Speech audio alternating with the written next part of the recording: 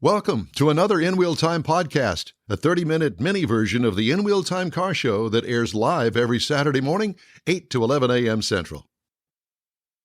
Is new, the White Star is new, and in the back there, the Pure All gasoline, that's new. So we're always, it looks full, but you can keep jamming stuff in. Well, we know that because I remember I came out here, I think you only had a few signs. That's right. But I've seen this sign collection grow exponentially. Now, there's a John Hovis word. Oh, yeah. Yes, absolutely. Yeah, I'm from Memorial. I know that. And when you say that, you're supposed to put up your little pinky finger. Because, Indeed. when in doubt, pinky out. Yeah. Wow. And Mother Pin Motor Oil. I don't know about that either. That one's been there almost since day one. Well, that's pretty great. close. Well, yeah, blind Don, That's right. Since we're showing the wide shot, let's show the wide shot from behind. No, this one behind us, the middle one there. Yeah. So this thing that people are looking at if they're watching us, it's this thing behind us here, and I always find that story fascinating, and I hope that you'll share that with us, John. Okay. Tell us about the sign and how you got it. Okay, so that sign came off of Rustler Chevrolet in Cape Girardeau, Missouri. It was a double-sided sign on top of a Chevrolet dealership. Mm-hmm. That's Rusty the Rustler, and their slogan was I can't remember the slogan now. Welcome to my world, buddy. Yeah, I can't even think of the name. But anyway, a cool sign. They had to pay Looney Tunes or Warner Bros. I think Looney Tunes a fee to use Porky the Pig. Is that Porky? That's Porky. Boy, he's been on a diet on that one. Yeah, he has. So they neoned him up as a rootin' tootin' cowboy. It was originally a neon porcelain sign. We added the gunshot blast to animate it. Perfect. And it just happened to fit in that area like we'd framed it. Almost perfect fit. Well, that's been here from the beginning. Day one. Yeah. That was the first sign we ever put up. Well, I'll tell you what, because that is the signature, for me, yes. the signature sign, and it speaks volumes about who you are. Well, maybe our generation. Yes, that's right. It does. And it's kind of an iconic sign now for Hemi Hideout, like the bull in the Astrodome is an iconic sign. Right. Yep. But if you grew up in the southeast corner of Missouri in the 1950s and 60s, you recognize that sign. That was a huge thing on top of the dealership. So, well, there used to be, what was the name of the car dealership down on the Gulf Freeway here locally? Sam the Rocket Man Oldsmobile, and they had the big rocket ship out front of the Oldsmobile dealership. That was cool. Wasn't it? And that was Sam the Rocket Man. Yeah, we had some great neon signs, and this is what we're trying to capture here. The 1950s or 60s, the heyday of neon when I was younger, or a boy, really. And then the 60s was really the tail end, and now it continues. The neon signs are electrically inefficient. We're burning probably 1,100 amps of power right now as we sit. And, of course, LEDs taking over, but nothing has a look like neon. That's right. So, and just for all of you tree huggers out there, let's tell everybody that you kind of got your own. You got your own air conditioning system. You're kind of on your own. Your own grid. Here. Yeah. Your own. Yeah.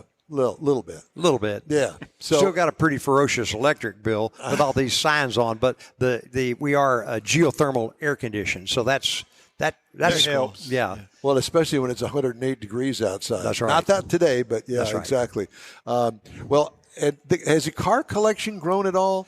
Nope. No, it's actually shrunk, and it'll continue to shrink a little bit as time goes. So what's that about, and what cars have you gotten rid of? Well, all the guys that love the 55, 56, 57 Chevrolets and the Thunderbirds and all that stuff, those guys have gotten older, and they've sold their cars that they loved when they were kids, and now the prices of those have come way down. So if I sit on this late 60s, early 70s stuff too long, what I think is cool, the next generation think, it's nice, but, Yeah. So there's a time to buy and time to sell. And there's a lot of truth to that. We talked to our buddy Woody with Auto Appraisal Network last week, I think it was, or maybe the week before. A week or so. And that generational change you're talking about, this older group, Yep. the younger kids aren't interested in it. That's so true. They're selling them off, and there's nobody there to buy them. Well, I think, John, that the writing's on the wall. I think what you need to do is you need to go to all the Rice Rockets. Bring those all in here. Well, I might do that. Well, I'm still stuck on Triumphs. I saw them. Triumphs and BSA. There's one of them I'd like to have over there if you decide you want to get out of that business. Yeah, okay. But, things that were fun for me, trying to hang on to the good old days is what this is all about. And I tell everybody I've purchased the ability to look after this stuff for a little window, and then it'll go on to somebody else. My wife really doesn't care about it, or my kids don't really care about it, so it'll go on to somebody else one day, and it'll be what it'll be. But in the meantime, we're going to have our fun while we can do that. All of us are going to go down swinging. Yes, we are. So the clock's ticking on us. One way or another, we're one going way or the down. other, but I'm going to go down swinging. Yeah, exactly. Well, I was telling John off the air before we went on this morning the trials and tribulations in owning a 23-year-old car. Yes. Never been wrecked or anything like that. I bought it with 16,000 miles on it, and now it's got 33,000 miles on it. So I've driven it a bit, but the problem is now not mechanical. It's electrical. I've got more electrical issues with the Corvette than you can imagine because the stuff is, hung up. The latest thing that I've discovered is the telescoping steering wheel. It doesn't work anymore. So how do you fix that? Take the steering wheel off and get down inside the steering column. Guess what? It's got an airbag in front of it. You think I'm going to mess with that? No. Oh, heck no. I'd like to be there when you do. Yeah, I know you would. Yeah, so you could put set up a camera about 20 feet away. so you can put the two wires together and go boom, boom. Yeah, I know you. So the car collection. So what have you sold out of the car collection? Well, I had a 66 Cornet Hemi. I sold that. I had a 1971 triple black Cuda that was a 383 car. I sold that. There's been 2 or 3, Don, but not a whole lot. And do you still have any in the auxiliary barn back in the back? I have Diane's Packard convertible. It's really a cool car, 56 convertible, and a 2-door Suburban. You don't see many of those. No. Wow. They're rare. My gosh, what is that from the 50s? 60, 66 model. Really? In the early days of the Suburban, they were 3-door, remember? Right, yes. yeah. And you see those, but 2 doors are rare. So to get into the back, you had to fold up the passenger seat and everybody climb in. It's really kind of a weird setup, but you don't see 2-door Suburbans. Would you like to buy one? No, I'm good right now. Well, I tell you what, next time we need to replace the in-wheel time truck, that might hook us up there. It's cool. It's beautiful, too. Yeah. I don't want to know how much you want for it, though. You don't worry about it. No, I won't because I can't afford it anyway. All right, so in the Hemi Hideout, you also have a 1950s style diner. Yes. Did you steal that idea from an actual diner from the 50s? I can't say we stole it from a specific one, but we caught the flavor.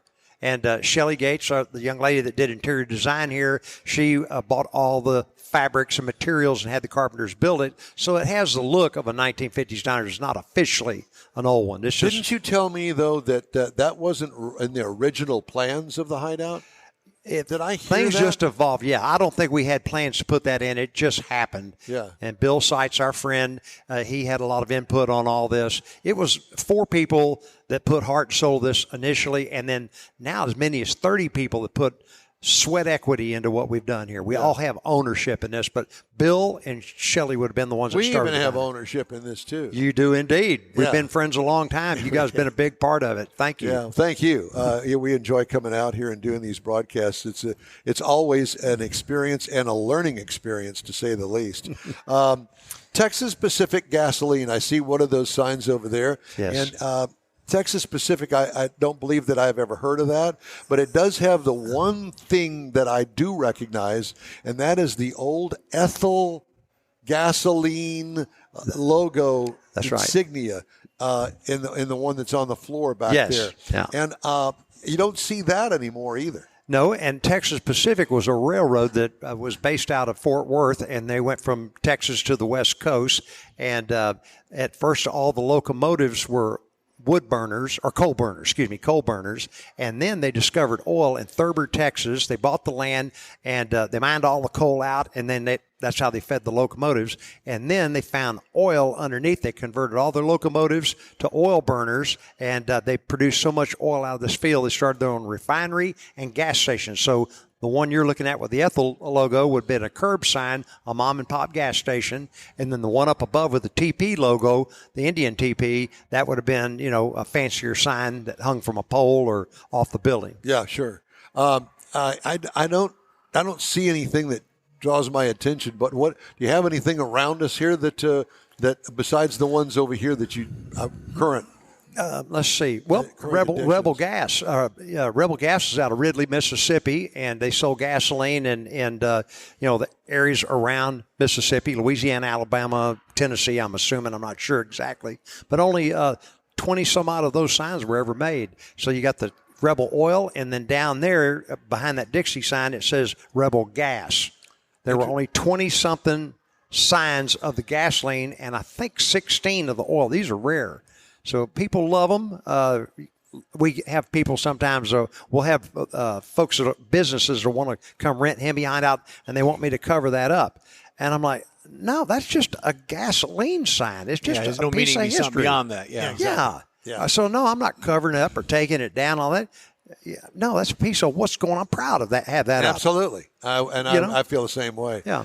I want to delve into just a little bit about how it evolved, because I've kind of evolved with you, and you've taught me some things about the whole sign collection thing. Mm-hmm. And that was really new to you when you started the Hemi Hideout. And since then, clearly with this collection, that has evolved as well, because one guy tells another guy, and then they tell you, oh, yeah, John, I know this guy up in such and such, and he's got some signs like that. You contact him. And so this whole network, it's kind of like a car club. That's true.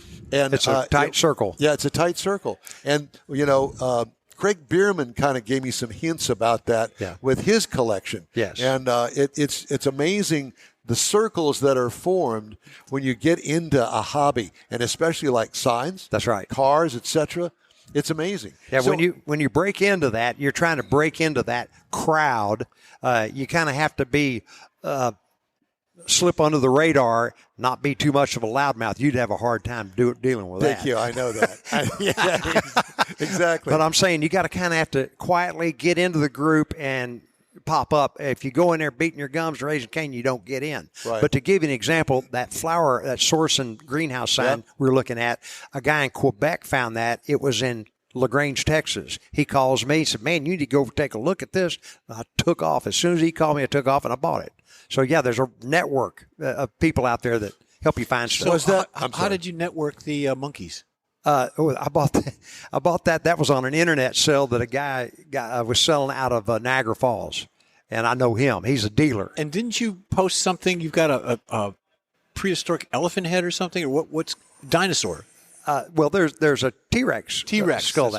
That's a replica. That's not the real deal. That's a replica. The turtle in there is 100 million years old. The turtle. But the turtle's 100. That's a true. It's 100 million years old. You can actually take a piece of the flesh and get within 100 years of how old it is. So give or take 1 million. But if you live to be 80 years old, that's 1,250,000 generations old. See, you got goals, Don. I do have goals. To be in part of John's collection. I'm going to mummify you and stand you up in the corner. I'm already mummified, my friend. You have no clue. We're going to pickle him really tonight. Yeah. Well, it's truly amazing. So we got more people coming in. The event officially starts at 10:30. That's this right. Morning. That's right. And it's by now you have to register ahead. Yes. She checks the list. $10 a person. Yes. And you match the money to your local Brookshire charities. Yes, Brookshire, Sealy, Katy, and Fulshire. And we have 7 charities we try to fund. So very good. Yeah. Well, John, it's wonderful to be here. Thank you so much, and we appreciate it. We're looking for the other 450 people to show up momentarily. Yeah, so they're supposed to start coming in around 10, and they should be piling in here pretty quick. So you're going to have your usual, let me show you a little bit about the Hemi Hideout on the microphone. Yes, we'll do that at 11 o'clock. Right. Well, hopefully we can plug into that and let everybody hear you. Absolutely. I'll let Shelley know you want to do that. All right, very good. Okay, Thank you, sir. Thank John you, guys. Hovis, the host of today's Hemi Hideout event that I think is pretty much a sellout at this point. And if you're not here, you ain't coming. Just saying. All right. Time now for the racing calendar. We got a break? Oh, we have a break. Oh, okay. Let's do the break.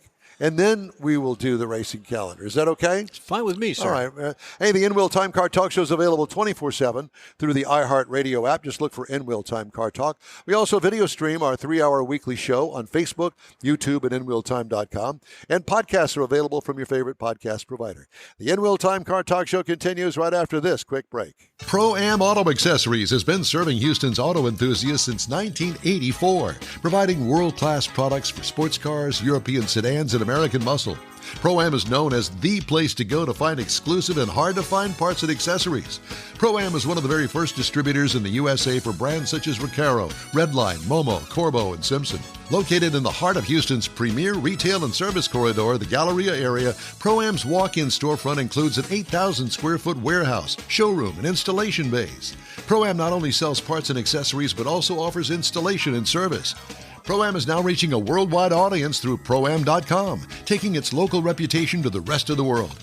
At Pro-Am Auto, you'll be dealing with a small group of professionals who truly want to help you with your automotive needs.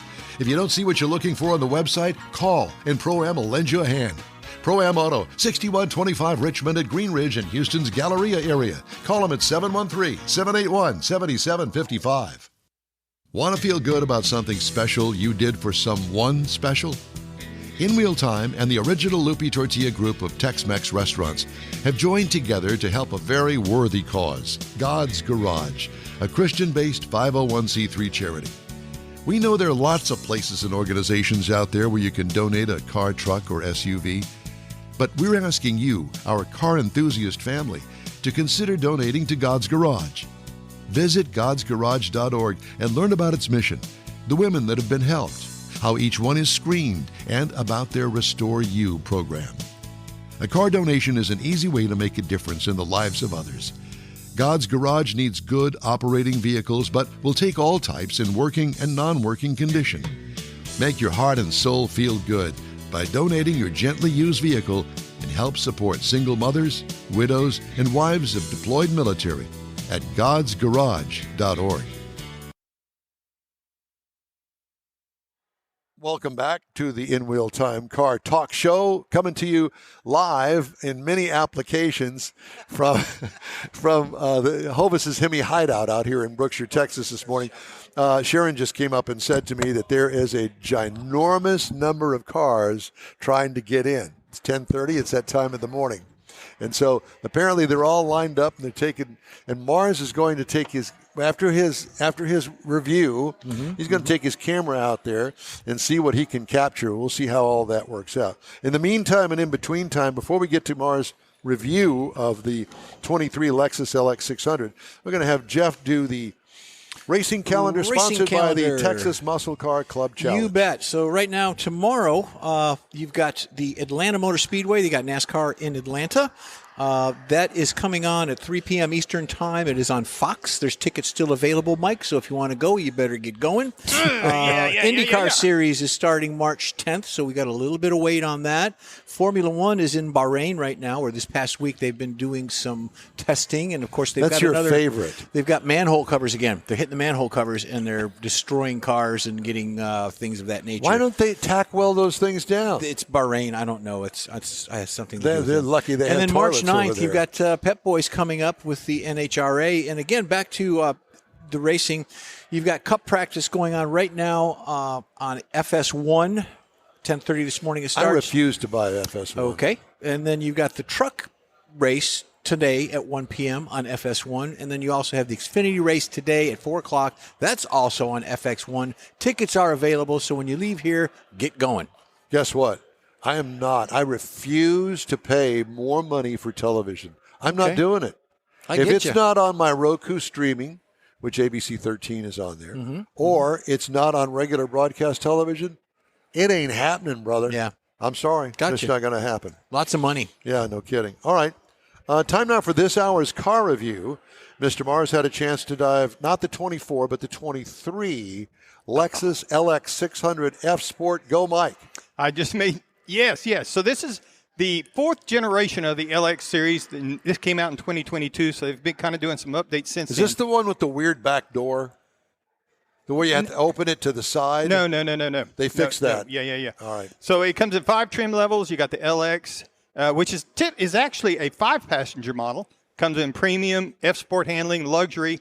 Those are 7-passenger. And then you get to the ultra luxury, top of the line, very top of the line. It's actually a 4-passenger vehicle because it's got no third row and it's 2 bucket seats in the second row. So we were driving the F-Sport, LX600 F-Sport package. And so we had the 7-passenger model. So we had the 3 rows. That has the large grille up front, LED lighting all around. Got the power moonroof inside of it. Got a power rear lift gate, roof rails. Roll on some really nice 22-inch F-Sport wheels that are strictly for the F-Sport models. And it has the active height control, so you can raise it and lower it, make it a little bit easier to get in and out of the vehicle. Typically, it shows going off-road a little bit. Yeah, you can. Don't get too far and don't get too crazy on it, but you can raise the car up to do that. Inside, we have the leather seating. Do you know anybody that has ever done that? I don't know anybody with a luxury SUV to go off-roading.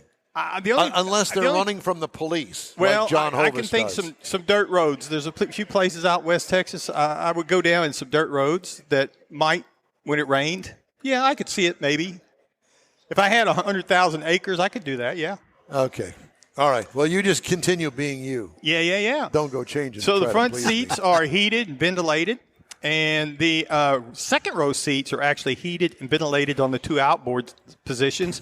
And the third row is a power folding rear seat that'll drop down and make it a little bit easier to put cargo and stuff in the back of it. It's got a 12.3-inch touchscreen display right up front. It's also got a large heads-up display for the driver. Got lots of information in it. Works really well even in the daylight. An interesting note, it is a luxury vehicle, so naturally you've got a little refrigerator in the center console that you can keep your beverages cool. Sure. Uh-huh. What kind of beverages would those be, Mike? The kind that are in cans. Soda and you can also have... I think they have cocktails in cans now, don't they? Yeah, they used to. I think they still do. Has a wireless charger. You got Apple CarPlay, Android Auto to keep everybody happy, all the kids occupied.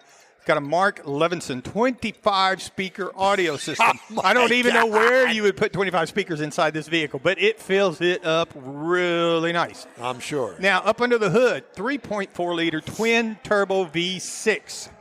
Now, it does produce 409 horsepower for a full-time all-wheel drive. Now, this vehicle weighs 6,000 pounds, mind you, but it will tow 8,000 pounds. Oh, my So God. it's got a 10-speed automatic. EPA says the city should be 17. The highway, you should be looking for about 19. So I got right at 19 across 235 miles.